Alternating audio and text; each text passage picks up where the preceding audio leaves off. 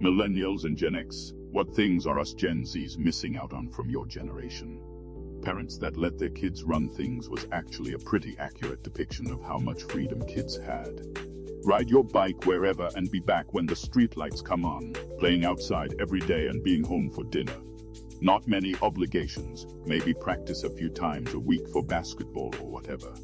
The entire culture has shifted towards narrating the world and micromanaging their kids' lives.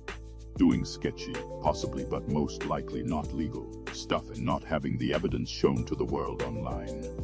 Watching someone say something idiotic to someone, getting punched in the face for it, and not hiding behind a keyboard. I'm a Gen Z. Growing up as kids, we left the house at 9 in the morning and came home for dinner at 6. My parents had no idea where we were. Today you have an electronic leash. If you wanted porn, you would have to go on an expedition to find old porno mags in the woods. Freedom from electronics. I'd go out and never give a thought to who might be doing what or what some pretend famous person had to say about nothing. When you're young and foolish, you can act like an idiot. And now it's preserved for all time. I had the freedom to be a 20-something without every second being documented. It never happened. That's real freedom. Just be with your friends, having fun, getting into mischief, enjoying being young and fun. The other side of that was crushing on a guy and waiting for him to call. You'd go crazy, not wanting to miss that call. Snow. It barely snows anymore in Central. The feeling of being detached, have nothing else around you but your. Even if it's kinda bad on some points, being absolute oblivious about all the bad stuff which is happening around the world. It's kind of rallying to be in your own bubble. That said, this luxury was part of the reasons why bad stuff has come this far. It's crazy to think the past and future don't actually exist. They're only ever a memory or an idea. It's even crazier to think that the present doesn't exist. Everything we see takes time for the photon to travel to us and our brains to process, so we never see the present.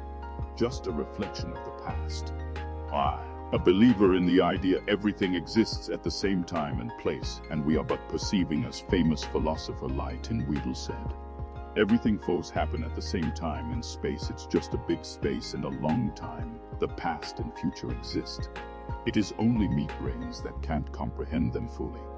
In this statement, the past and the future are mere constructs, and thus them being a memory or an idea is the thing that specifically makes them as the present or more. Since we intellectually procure more of our ideas and memories than what we notice of the world around us, since that's less than an idea, and mostly just an unconscious reaction until we recognize it and render a memory from the Kanagu about the relevancy of the past, the present and the future, but that doesn't change their existence as constructs.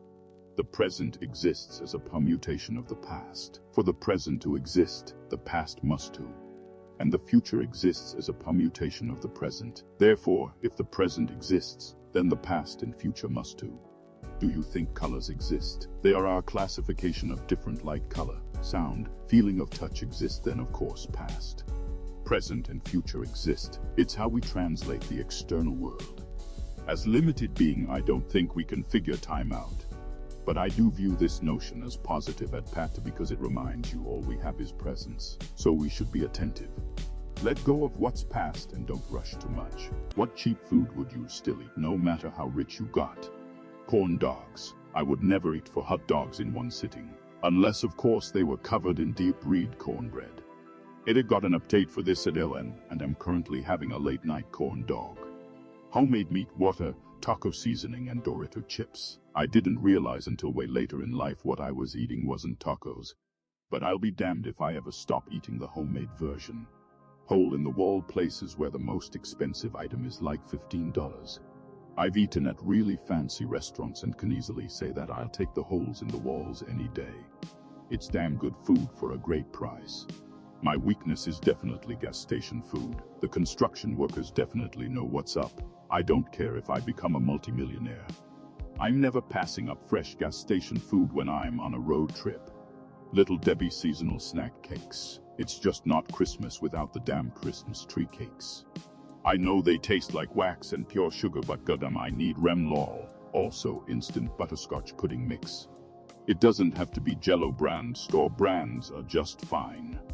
What do people say that annoys you? The sky isn't actually blue. It's just how our eyes perceive the light reflecting off the water droplets. Yes, that's how color works. The sky is blue. Don't try to sound smart and then prove your point wrong. I hate it when they describe me considering exaggerated negative character traits that I had before I removed or improved them. For example, as a kid I was very picky with my food. So now every other meal I have with my family they tell me I won't eat it because I don't eat anything, even though that was years ago. Hell, sometimes my friends say it, and I hate it. I'm 24, so why this bothers me so much, but when other people my age or in their 20s say they're old. This is like the one thing that irrationally pisses me off. Lol, like come on, you'll wait till we're 8. Yay. If you're reading this and you're 8, yeah, I love you. True. I work making hotel reservation and people say all the time they want to books from data through date B. This should mean that they want to stay the night of date B. But 9 it. If the time they mean they want to leave the morning of date is not what through means. Fucked around, found out, play stupid games, win stupid prizes. When you're the 7 millionth person to post that today, are you really contributing anything to the conversation? There are other overused phrases, but at least those are often vaguely amusing. For some reason in the South people use whenever when they should be using when. For example, they'll describe a single event and then use the term whenever to describe it, like it only happened once. It's not a whenever situation, you bumbling horse. Or when people say much when they mean many. There was so much fries makes my eyes twitch like a Mr. Crocker from Fairly Odd Parents. What could you talk for 30 minutes about with no preparation? Vinyl siding, Florida Man, John Steinbeck novels, the Uke scoring criteria, non-linear video editing programs, wire. I can't write humor, regenerative medicine, border collies, how climate change will affect us, snowpack, cricket farming, Olympic lifting versus functional training, stand-up comedy, NBA free agency, March comes in like a lion. How to use an oscillating multitool, sleep, airplanes and airplane accessories, tell you what. Book I read last and I'm really excited about until I start another and subsequently lose interest in the I compulsively cross over all media. I consume books, movies, TV, video games, and since I usually have like 3-4 of each that I'm in the middle of at a time except movies. That would be weird, that gets really wild. Related my weird daydreams, Lord of the Rings, physics, electronics, flying, air law, navigation, meteorology, music, cello, guitar, piano, violin, saxophone, clarinet, flute, first aid, animal rescue, rats, rabbits, hedgehogs, foxes, CPU architecture, computer programming, search and rescue, nuclear fission or fusion, anything involving the Gundam franchise, transhumanism, how much working in fast food sucks, cats, fermented foods, Mass Effect, biotechnology, material science, space light. The full list is actually kinda long. Unreal Engine 5 for TWD and TWD 3 hybrid animations. I work for Crooked City Studios in Toronto and I've made a career by creating several pipelines with Unreal Engine for classic animation. Could talk about it forever. What do you hate about Reddit? Gatekeepers and other little tyrants. If something matters to you, that's nice. But it might not be important to anybody else in the community. Being loud and bullying others, amassing followers. Likewise, arbitrary moderation and the thin mob line hurt communities. I really wish that people who use the site would just ignore these mouthpieces. Alas, people on Reddit are a lot like regular people. I hate when the he-emin comes together and decides the direction of a thread, onto separate threads tackling the same issue. I've seen one thread get very angry about a certain group of people, and on another thread they were defending and supporting said group of people, on the same subreddit. A lack of etiquette. It mainly takes the form of someone responding with ridicule or vitriol, such as responding with law or touch some grass or telling people to fuck off, often for saying something that they do not like. I expect this kind of behavior from 14-year-olds who think that they are edgy for breaking silly rules set by their parents and or teachers. I do not expect this kind of behavior from the same people that claim to oppose bullying and abuse. What is complete bullshit, but people still believe is true. That we supposedly only use 10 of our brain, and the other 90 is carrying some secret. Latent superpower which you can unlock through my online training course for only $909 today. Like how fucking inefficient you'll think a system which made a goddamn universe. We use our entire brain, thank you. Not all at the same time, but varying parts for varying tasks. Chiropractic claims that alignment of the spine is according to magnetic healer Daniel D. Palmer, the founder of chiropractic. Vertebral subluxation was the sole cause of all diseases and manipulation was the cure for all disease. This part is quackery and many of these doctors still preach this stuff today because they have a law that protects them. Controversy and criticism. Does Trump having the election stolen from him in 2020 count? Or 200, if it was indeed legitimately stolen from him? There would be lawyers lined up around the block and he would spend every dollar he had to prove it. Nope, he is begging his fans for money. And so much so. His pal Mike Lindell has just put machinery from his pillow factory up for sale because of exhausting his money fighting Donald Trump's fight. McDonald's using pink meat in their food. Nope, that evidence was actually how you make erasers, Bertha. Stop believing everything on Facebook or Twitter. They even got sued for false advertising and McDonald's won. That college will make you successful. I have no degree and work for the government, making base salary a talk with bi-yearly raises and benefits plus a 20-year retirement. I'll be retired with pension at Ortsio, no college debt. What smell always brings you back to your childhood? Copper. Growing up in a very old trailer house in Minnesota with shitty parents who would have the heat set at 50 degrees while their room had a heater. On the rare occasions the furnace would kick and the smell of copper would fill our room and I knew I was about to get at least some warmth. The only smell that reminds me of when I was younger is the smell that a certain air filter gives off. The same day we got it was the same day my friend was visiting, same year I'd finally made some good friends. Cotton defoliant and freshly plowed dirt. It smells like home and I remember sitting on my grandpa's lap driving the tractor. I can't handle the smell of butterscotch. I will cry like a baby. My grandma always had them and I haven't been able to be around them since she passed when I was 12.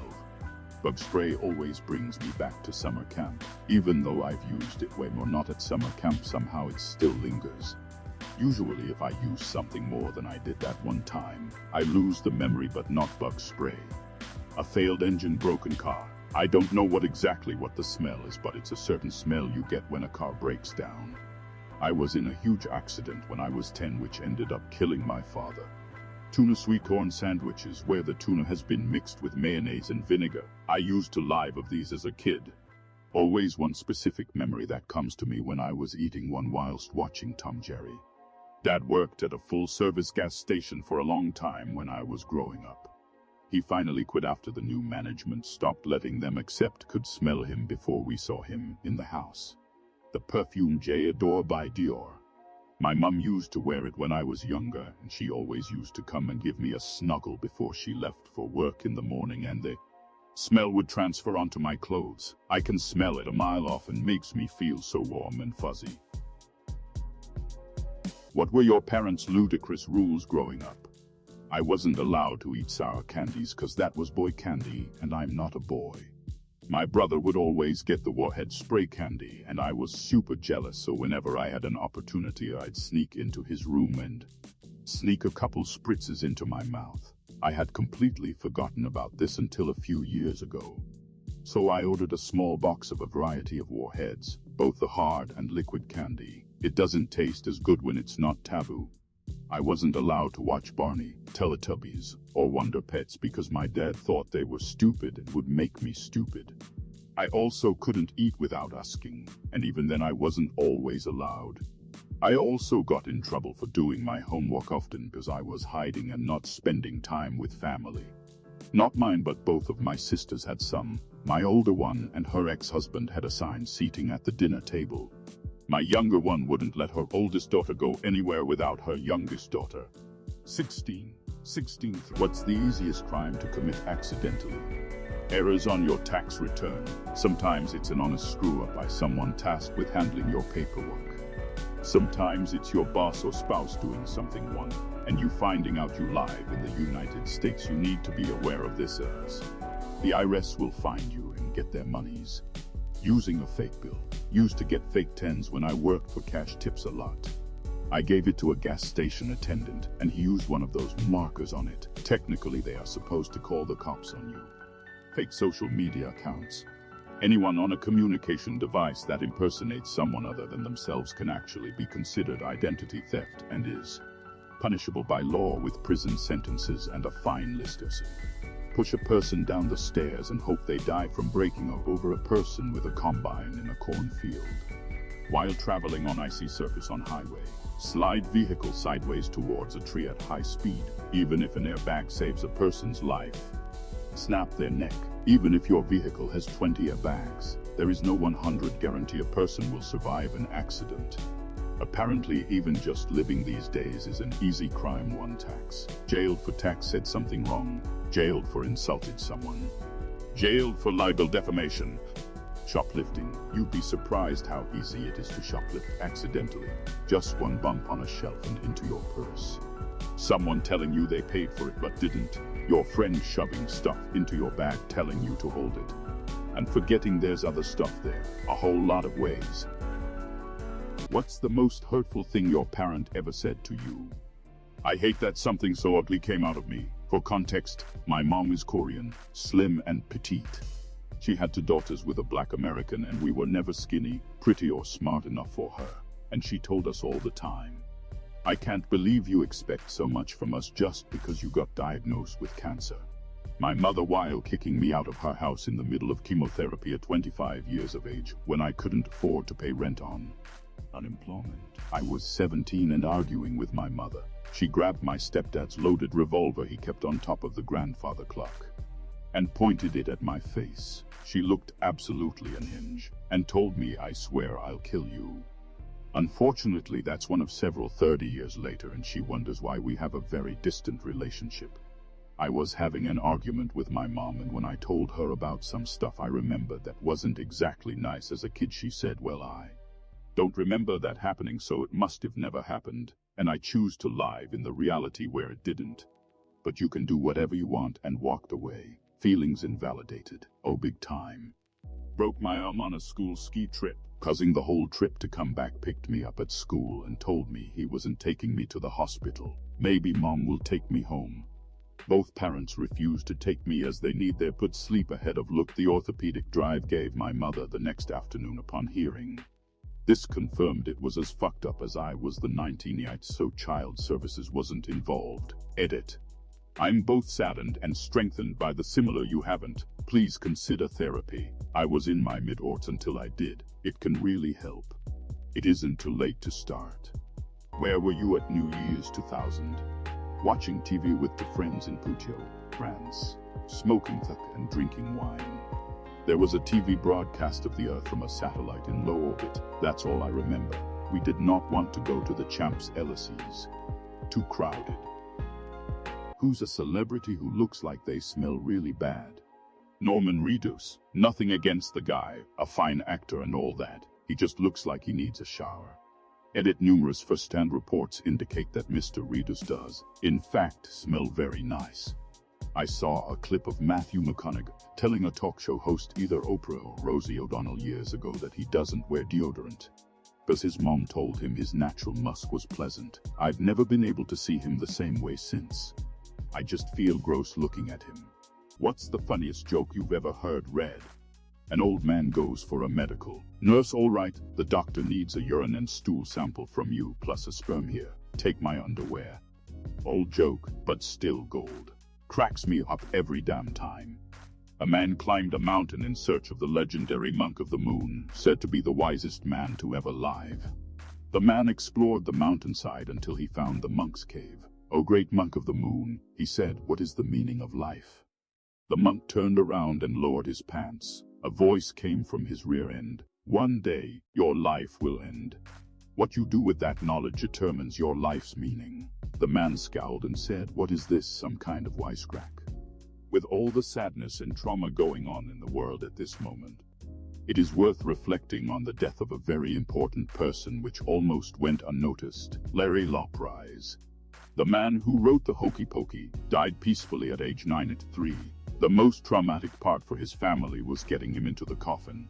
They put his left leg in, and then the trouble started. I don't know why this made me laugh so hard when I heard Mouse goes to a therapist about relationship issues. Therapist, let's revisit how you said your wife Minnie was acting crazy. You say, Mickey, I didn't say she was acting crazy. I said she was fucking goofy.